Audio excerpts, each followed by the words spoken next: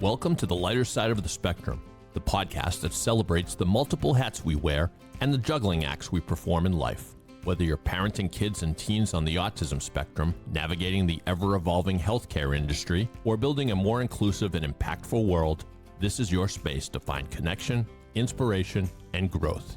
Together, we'll share stories, tackle challenges, and explore how innovation and inclusion create better outcomes for everyone. Because no matter the spectrum, there's always a lighter side. Now here's your host, David Kaufer. Hello again, everybody, and welcome back to the lighter side of the spectrum, where we explore the edges of understanding about autism, consciousness, communication, and what it really means to be connected. I'm David Kaufer, and every week we bring together voices that challenge assumptions, illuminate new perspectives, and remind us that the human mind and heart are both full of mystery. And today's guest has one foot firmly in the world of science and the other exploring the uncharted frontier of consciousness. Dr. Marina Weiler is a neuroscientist and assistant professor at the University of Virginia's Division of Perceptual Studies, one of the few academic centers in the world devoted to researching consciousness beyond the brain. She's written beautifully for Psychology Today, among others, about not speaking autism, telepathy, and who gets to be heard, and she's part of a growing movement of scientists who are taking seriously the kinds of experiences that most of us, frankly, were taught to dismiss. So, with all that being said, let's dive into the unknown with curiosity, compassion, and a little bit of wonder. Marina, welcome to the show, and thank you for joining us here. Hello. Thanks, David. Thanks for inviting me. Oh, it's my pleasure. Really excited to talk to you. As I mentioned, I loved the article that you wrote. I want to talk about that a little bit, but you started your scientific journey kind of deep in neuroscience, right? Studying biomarkers for Alzheimer's and brain injury. Can you kind of take us back, into your journey, kind of like where your curiosity began to stretch beyond just the purely physical brain and just talk about that a little bit.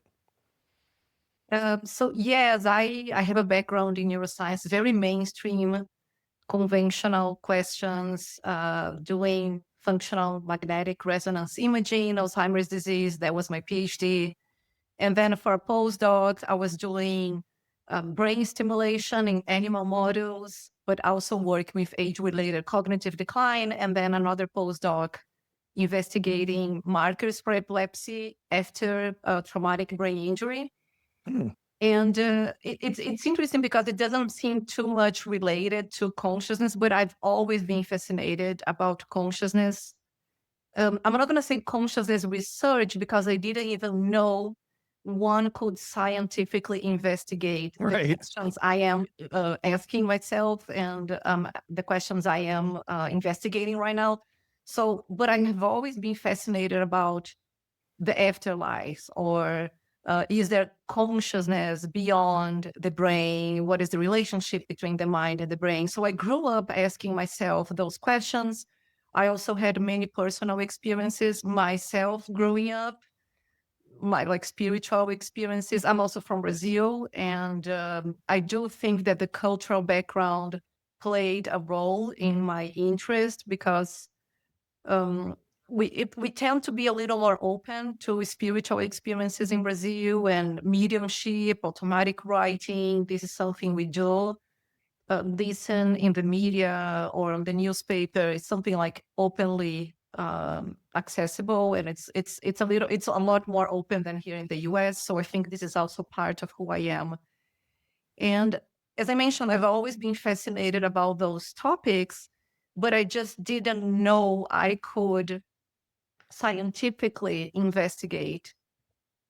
Is there what is the relationship between the mind and the brain, or is there consciousness beyond the brain? Is there a mind beyond the brain? Until I found out the work that the Division of Perceptual Studies does. So that's when I started studying specifically for a contest, an essay that I wrote a few years ago. And I was like, wait, there is a place during this type of, can we do this scientifically?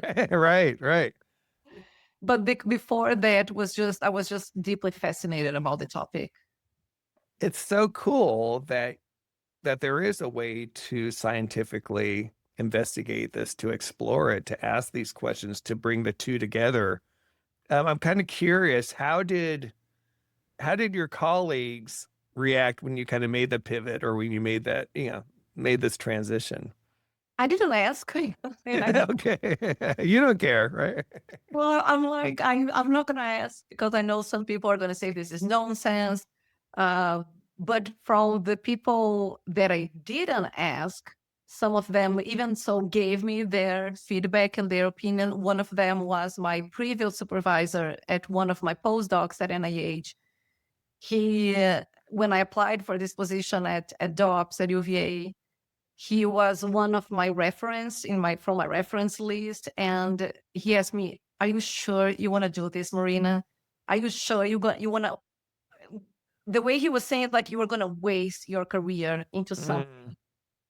And when I was writing my essay, he would come to me and say, "How did you find 25,000 words to write about something that doesn't exist?" Oh, Which was wow. the afterlife. But my other postdoc, my other supervisor from UCLA, he was completely fascinated. I was doing studies on out-of-body experiences at the time, and he loved the project, and he was really fascinated about it. So he was a little more open. But my colleagues in general, I had some colleagues that were super open-minded, that they were really happy for me about this position. Others were more skeptical. No, I wouldn't use the word skeptical. They were more like, "Are you sure you want to do this?" But I tend not to listen to those ones. That's good. I think it's interesting what you had said about the different cultures and the role that that plays. So were you surprised by those differences when you came here in terms of the resistance or the attitudes towards consciousness? Yes, I was. I was a little surprised. Yes. And but so as I mentioned, in Brazil, we do. It is more spiritualized, and people are more like in general. People are more religious too. So that is another thing. Like religion is a big thing. Right. Brazil, largest Catholic country in Brazil, but we also have another religion called Spiritism, and Brazil is the largest country in Spiritism. And it, Spiritism came actually from France in the late 19th century and immigrated to Brazil. And right now we have around 4 million people who subscribe to Spiritism. Wow. And it's a branch of spiritualism. And I would say, yes, people are a lot more open-minded to the existence of an afterlife, of a soul or spirits and reincarnation, and even using spiritism as a treatment many times to psychiatric disorders or mental health problems. This is something that we commonly find in Brazil too. And you would never, I mean, maybe not never, but that's rarely found in the US, I think, in that context, at least. Yes, rarely found it here. Yes, I'm super interested in maybe publishing some cases. I'm working with this institute, this Spiritist Institute in Brazil, who they treat like many mental health disorders, psychiatric disorders without any medication, just assuming they are spiritual in nature. And the success rate is like pretty high. And I'm really interested in maybe publishing some cases. Oh, Yeah. that sounds great. And that's kind of a great segue to my next question, which is you've said, I know you've written that, good science is curiosity with rigor. How does that look when you're studying something as subjective as consciousness or out of body experiences or the afterlife?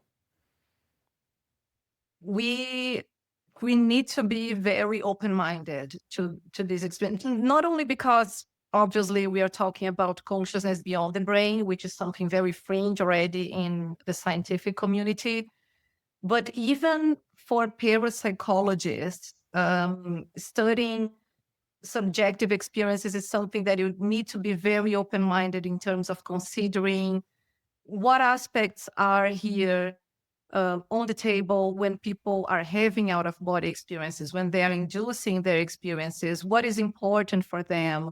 What are the aspects or the components that are going to facilitate this experience? Why are they even inducing? Why are they having? What are they experiencing? They're meeting entities, they're meeting God, they're receiving messages.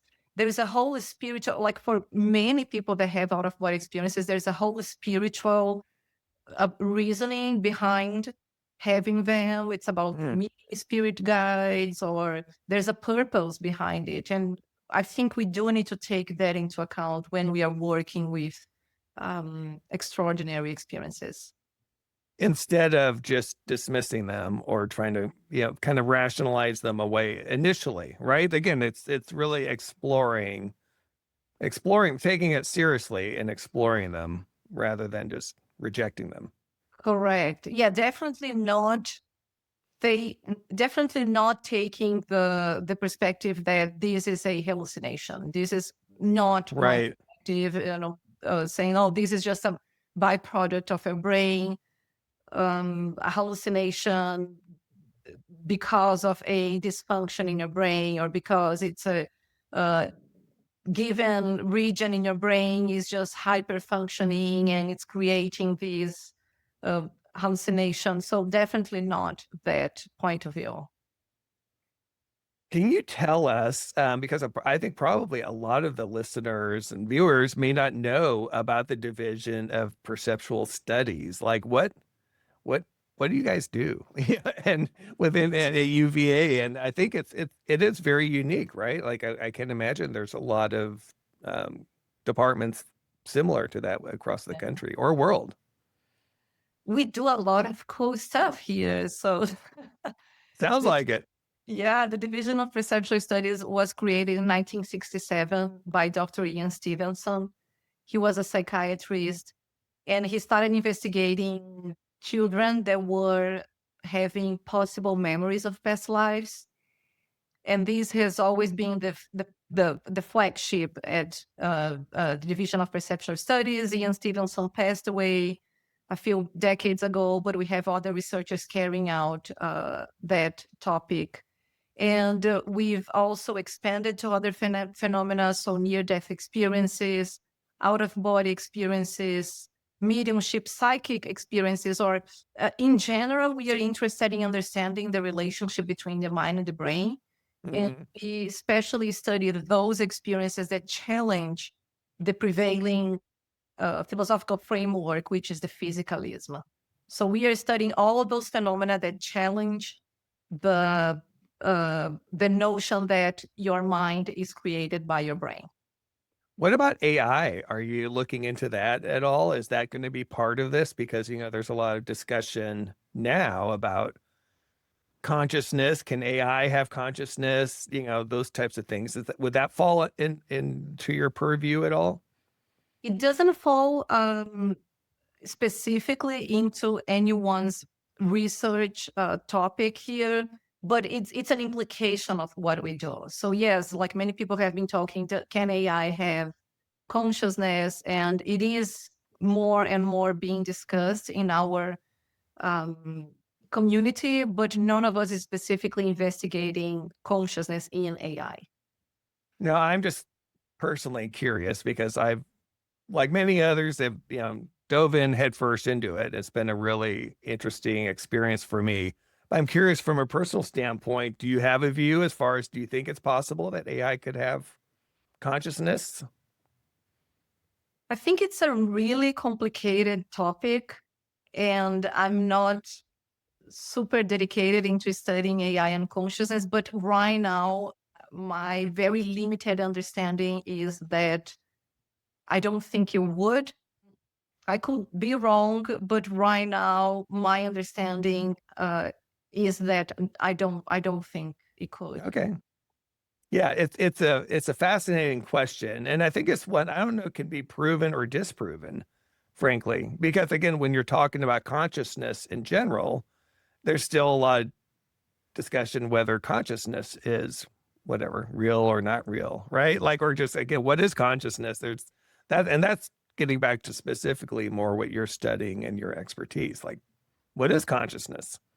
And I think the question is, can AI be conscious?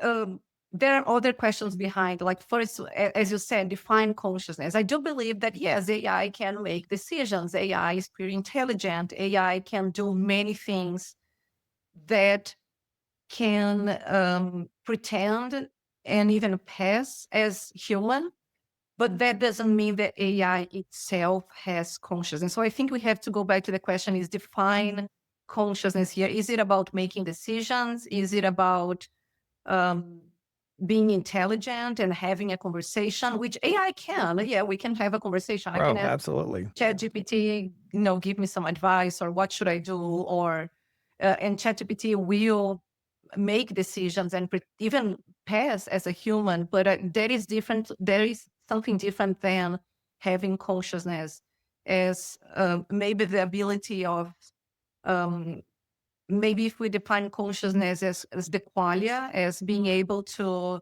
experience the world, and that would be something different. And I don't think we are there right now.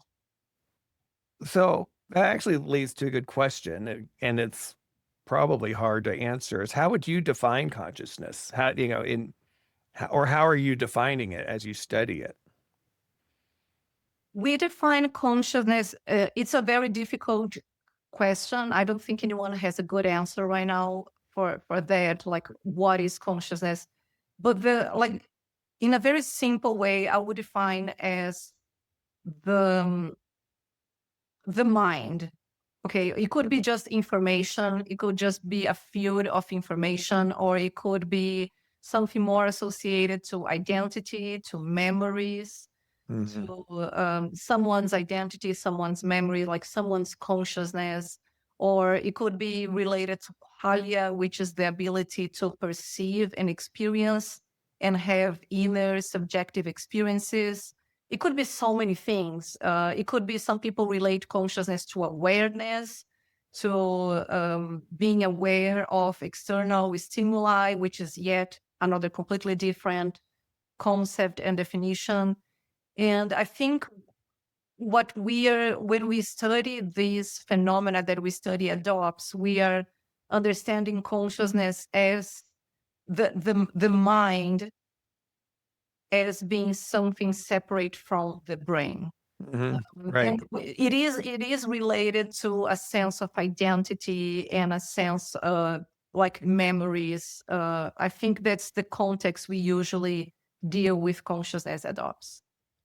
One of the definitions or kind of variations of a definition I read that I thought was interesting, made me think, was that consciousness is relational, in that like you kind of need another party to have consciousness, to kind of almost like validate it, because it's kind of like, can consciousness exist on its own?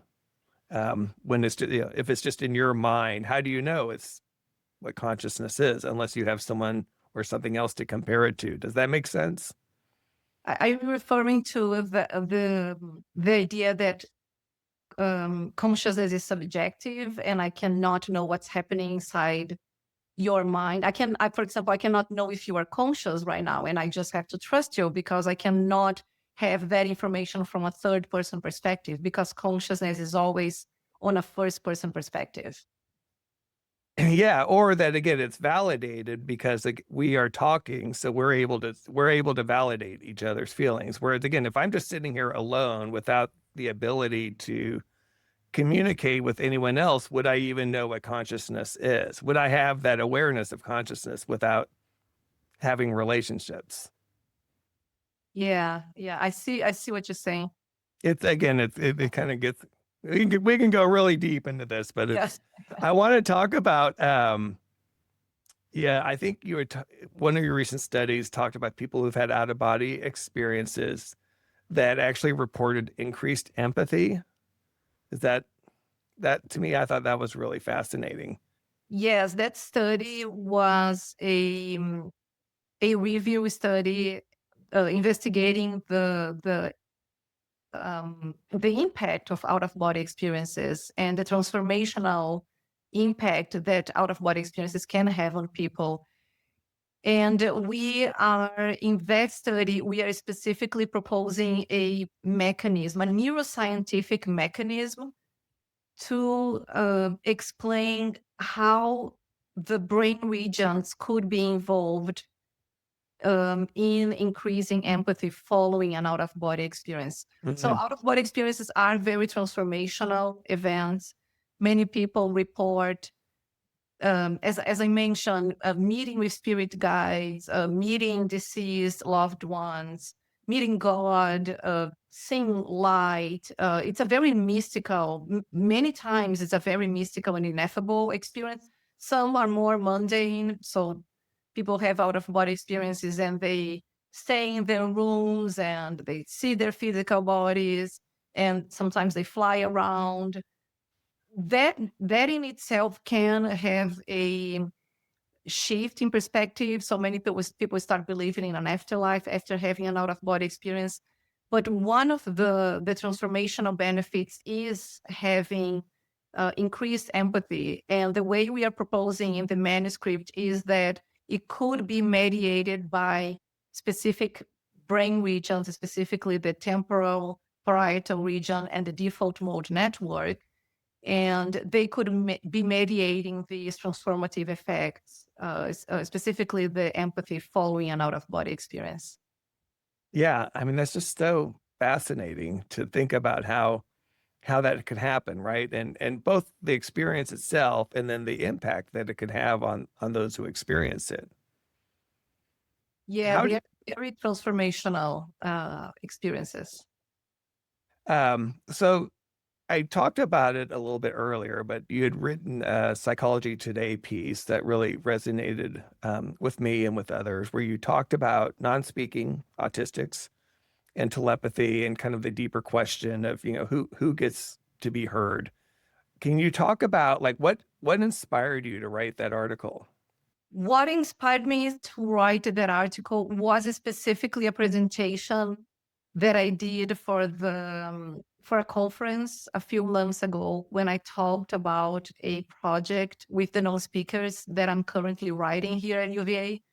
So I am involved in research with the non-speakers. So I'm collaborating with professionals who've been investigating the phenomena. There was the telepathy tapes. Yeah, of course. They show the road, the mind reading abilities and other psychic abilities from the non-speakers. And I heard the telepathy tapes. I listened to the telepathy tapes last year, and I became completely fascinated about the phenomenon. And I said, I need to study this. DOPS is probably one of the best places in the world to study it. I wrote a research proposal. It's being very well received by the general community and also funders. So people are interested in getting empirical data, because what we heard from the telepathy tapes is like super important. It's fascinating, but there's still anecdotal evidence, and we want to do something more, collect more data, a little bit more structured. And this is the reason.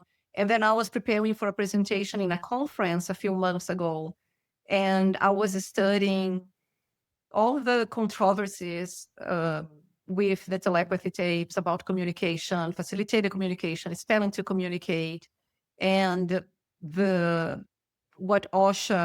OSHA's statement about the facilitated communication and spelling to communicate.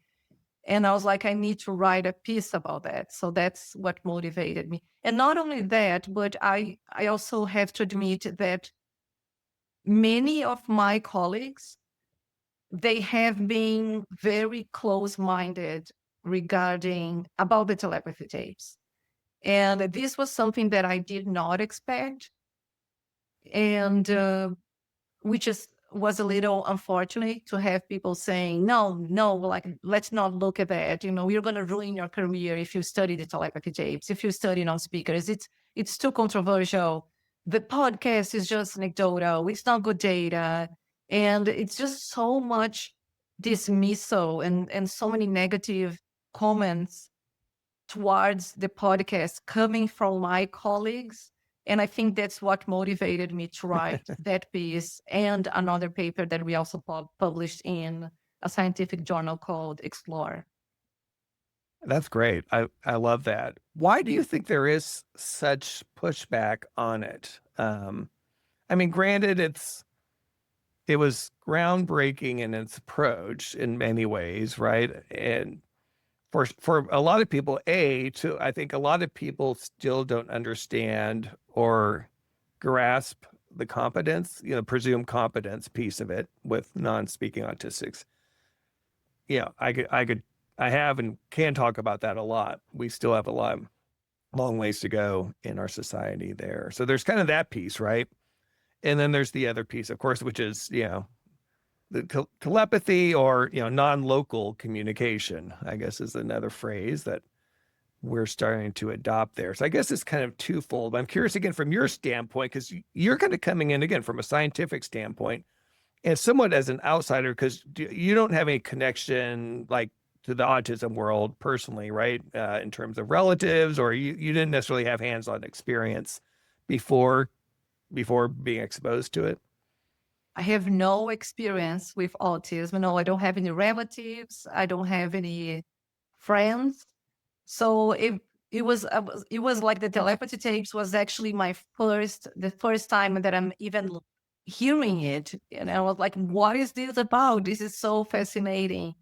So it's a long journey for me because I have to, as I said, there are so many controversies and there's so many things at stake here about the communication, the controversy surrounding communication, and I'm learning all of this. So I'm talking to professionals that speech pathologists or other professionals that deal with non-speakers, autism, specifically non-speakers, and I'm learning a lot.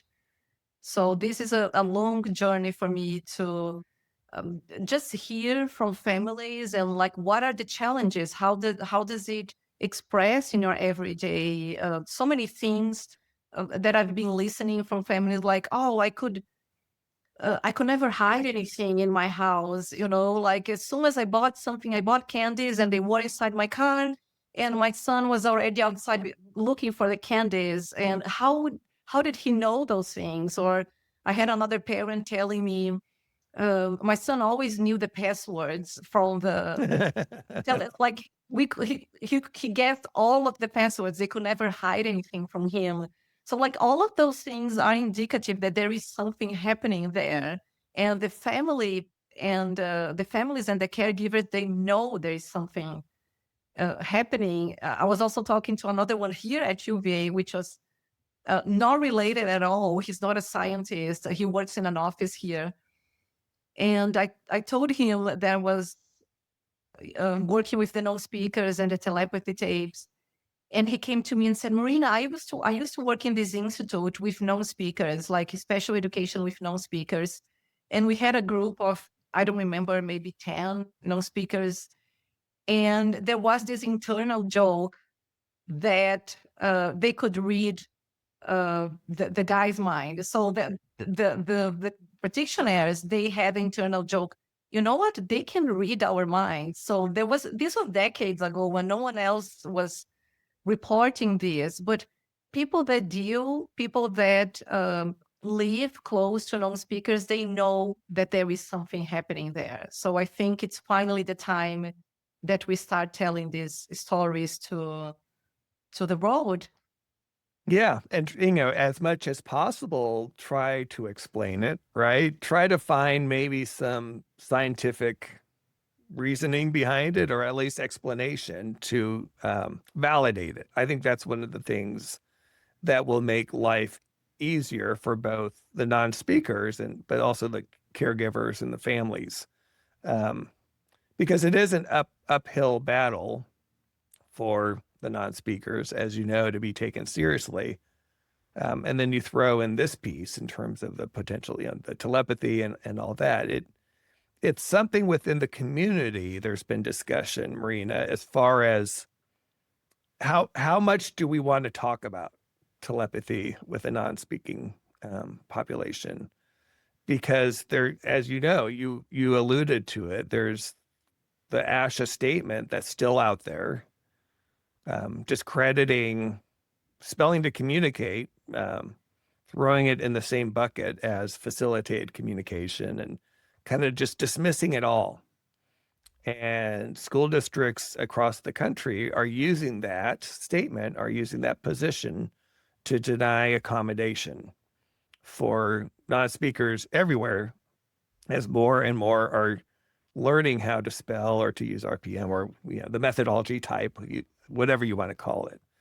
So it's an interesting discussion that I'm seeing and that I'm part of as well. Is how important is it that we talk about it, or is it something that we just want to kind of say, this is really cool, but it shouldn't be in the forefront. The forefront really should be, presuming competence and really helping them. Yeah.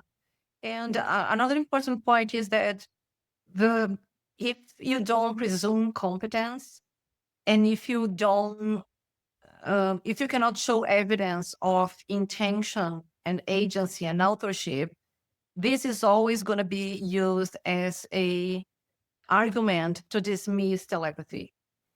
So there is always going to be like critics and skeptics. They're always going to use that argument. Oh, but this is ideomotor response. But this is the person holding the leaderboard who is, it's always going to be there. If you don't show intention, if you don't presume competence and show there is someone there, this person is intelligent, this person understands you, this person has his own motives and intentions and intelligence, this is always going to be used as an argument to dismiss this other huge controversy that we are trying to study here. So we do need to touch on both controversies. Yeah, I think so too. I want to go back to presuming competence and your work there. When were you first exposed to non-speakers, and what was that experience like when you saw them spelling in front of you? I was first exposed to non-speakers, I would say 1 year ago when I listened to the telepathy tapes. That was my first exposure. I knew very little about, I knew about autism in general. When my son was little, I suspected that he had autism. So, which he didn't have the diagnosis. Oh, okay. No, he does have learning disabilities, but he doesn't have a diagnosis of autism. So I've always been interested in autism in general. I've read a lot about it, but I was not very familiar with no-speaking or minimally speaking autism. So my first exposure was during the telepathy tapes.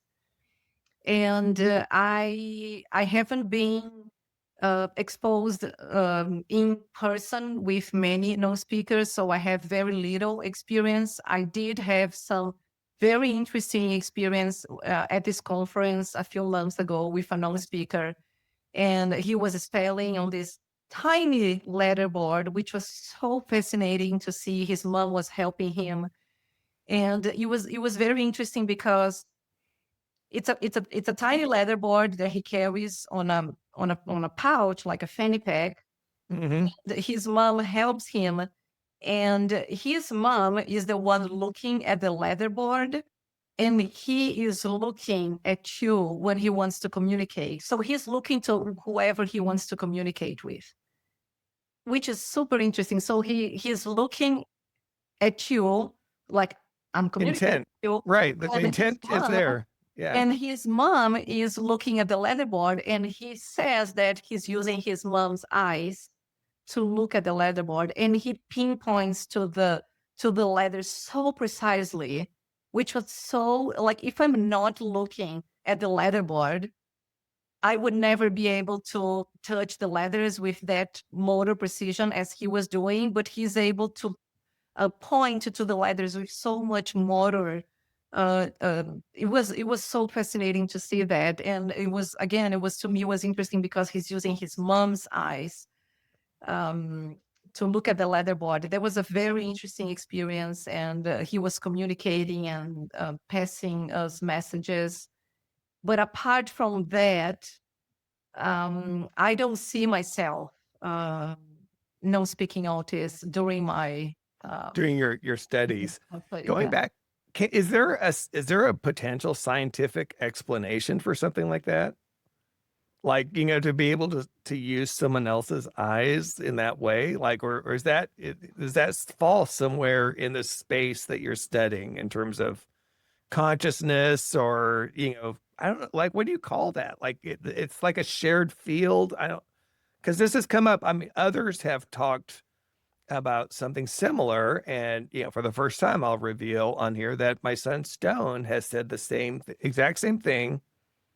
And I think I even gave this example in the last podcast, where I was sitting here in my office, and just like as you saw him come in, whatever, I'd signed him up for a ski class, for the local organization that does this great. They do outdoor skiing or whatever. It's the first time he's done it in a few years. He wanted to do it. He was excited to do it.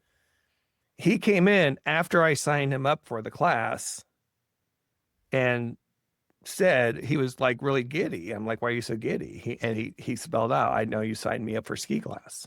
I'm like, "How did you know that?" He said, "I can see through your eyes."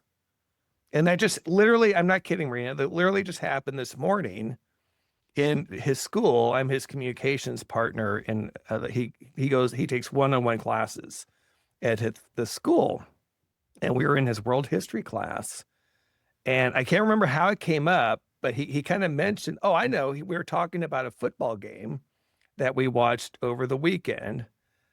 And he said, he told the teacher, like, "I watched the game through my dad's eyes." Wow. Because he was sitting out in the hallway. We were visiting my mom. She lives in assisted living.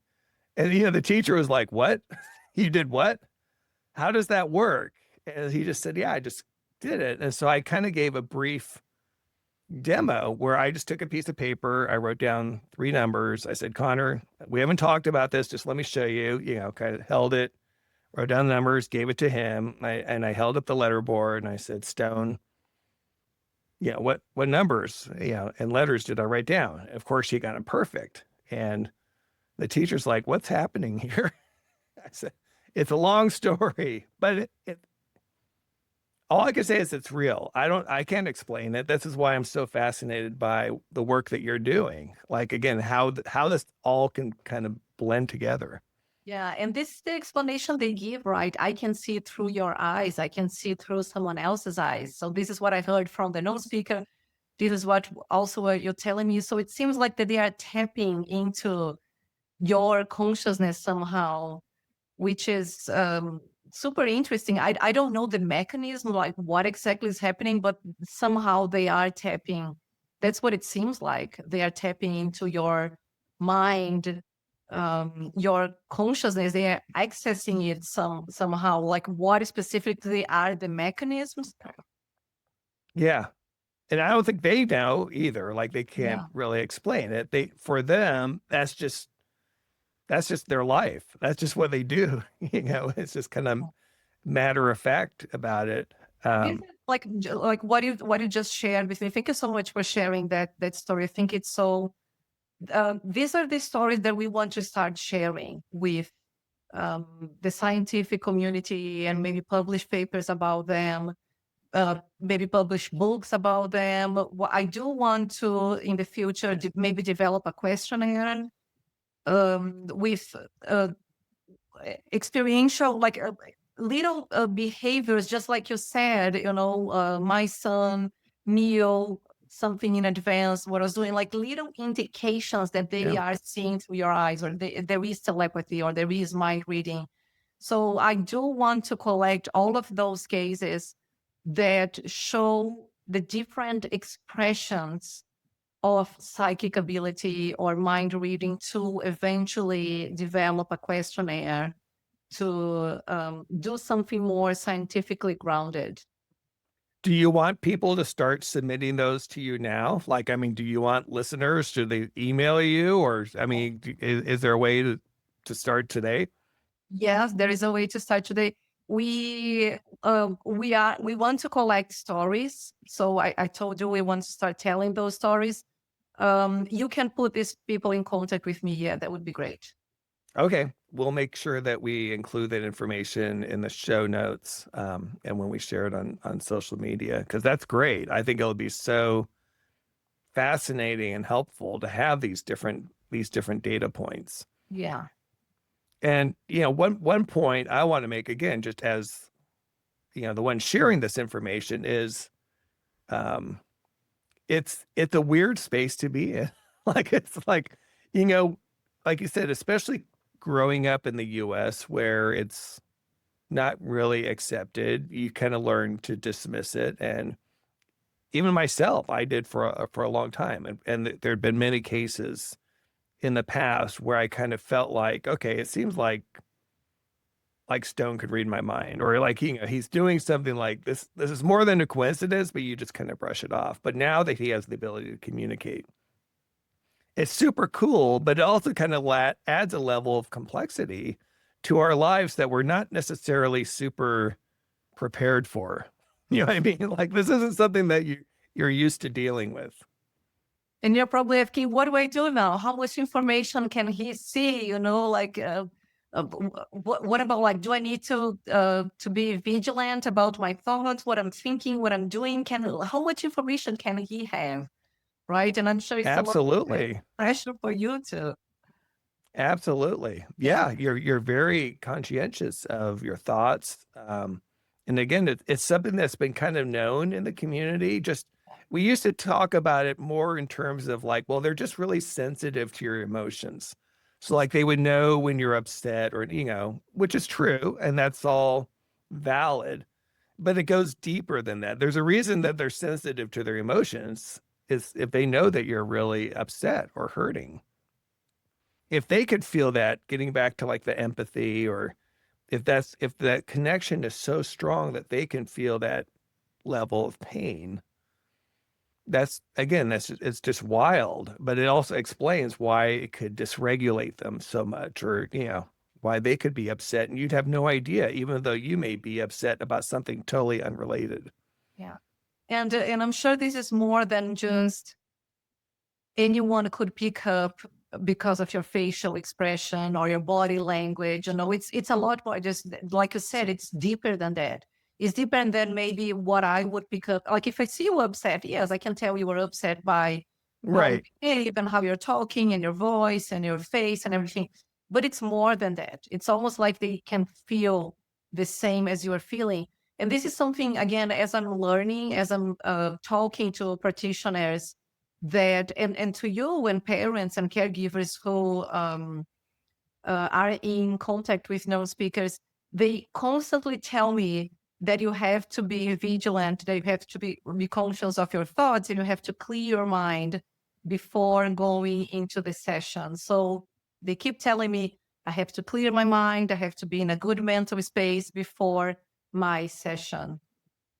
Absolutely. Yeah. Like you said, that's kind of become a mantra within the space. If you're a communications partner, that you have to find a way to, yeah, like you said, clear your mind, make sure that it's as clean as possible or whatever, that you're not, polluting or influencing in any way their responses, because that's what we want. We want to hear their voice. We want them. We want to know about them. I had a friend who has it's her nephew who she's in the process of adopting. But anyway, he started spelling about a year ago. She took him in about six months ago and just messaged me this morning saying that he just became open. You're familiar with the terminology open, where he can answer, questions. Literally, like after 6 months, she's like saying, after thousands of dollars. And her husband's like, wow, that just is amazing how that just happened overnight. It's like, no, there was like a lot of work. But he spelled with her for 6 hours yesterday. Now that he can communicate, just share it. Like, it's just like the floodgates have opened. And that just made my day. I mean, when you hear those stories about, again, this is a brain that was unlocked, that was previously locked before. And these are the stories, like I said, it made me giddy with happiness that they've reached this point. He's 13, And you can And imagine the relief for them to finally be able to express, yes, like how be locked inside your own, not being able to express your ideas, not even being able to express if you're cold, if you're hungry, or I you're don't hurt. like tomatoes there, don't make me Right, able, right. right? Yeah. And like when you finally have the ability to express um like basic needs, not only basic needs, but we see no speakers writing poems and speaking other languages and things so intellectually complex. It's just so liberating for them. And there is also, I'm sure you know this more than me, is it also changes their behavior, Hmm. right? They tend to be calmer because they're finally being able to express themselves. So you can imagine how it is not to be able to communicate, and that how frustrating that is. My son, he has something called expressive receptive language disorder, and he also stutters. So it's a little challenging for him to communicate, and I can see that there is a lot going on inside his mind, and he's just not able to get it out, and he's constantly frustrated. You see it, right? I How old is he? can, 10? yeah, Yeah, yeah. So he's been dealing with, like 10, it's not, I mean, it's frustrating no matter the age, right? But I mean, 10, he's been dealing with it for a long time. yeah, yeah, Yeah. And like you said, and that gets back to just how angry I am with like Asha, getting back to that point too. And those who are the gatekeepers, the ones who are preventing this population, and also the ones who dismiss it, like you were talking about, the ones who say, well, no, they're just being influenced. You'd yeah. refer to like poems and songs and stories. Like, how in the world could, Stone's written things like, again, with me, like, I could never come up with that. And as with others, it makes no sense. And it's just, that's cruel. That's cruelty. I mean, that's just no other And word. this is why we need to do more research, right? We need to do more research to show intention and agency. And unfortunately, there is still very little research showing agency and intention. We have one study so far using eye tracking. I'm sure it was a big deal It was, yeah, from UVA. from UVA, Yeah. correct? A colleague from the Department of Psychology. So we are trying to replicate the same studies. We are going to do eye tracking. Oh, great. Yes, we are going to be using eye tracking to show intention and agency. So that's as we mentioned before, it's an important component. Otherwise, it's always going to be used as a argument um, to dismiss whatever results we find on the telepathy. So we are trying to kill two birds with the same stone. We are going to explore the intention part and also the telepathy, because we're going to be using eye tracking. We do need more studies like that for OSHA to recognize spelling to communicate or any other forms of communication. And if not Asha, at least other bodies, right? Yeah. Like I'm not convinced they're gonna change their tune anytime soon, no matter what but evidence is provided. But that's another topic for another another day. When do you think, like, when do you expect seeing some results from these studies? Or are they still in the works, or what are we looking at for a timeline? We are still piloting the these experiments. The speech therapist who is dealing with the non-speakers, she's still telling me, Marina, this is what we can do. These are the types of experiments. This is how we're going to work. So as I told you, I'm still learning all the challenges and limitations associated with this population. And we are planning on start collecting data early next year. So I would say around February, we're going to start collecting data. Okay. And it's probably going to be an entire 2026 collecting data. But the entire project is 2 years. 2 years. Okay. All right. So we'll keep tabs on it, and you'll make sure to send us progress. And we're going to include links to your work at the UVA's Division of Perceptual Studies, as well as a link to your Psychology Today article in the show notes. But Marina, thank you so much for being on the podcast today. I really appreciate both your scientific insight as well as the human warmth you bring to the conversation. Thank you, David. Yeah, it's been a real pleasure having you there. And for our listeners, thank you for joining us. Again, leave us a review, leave us feedback, send me email at david.kaufer@hey.com. We love hearing from you. Until next time, keep listening, keep wondering, and stay on the lighter side of the spectrum.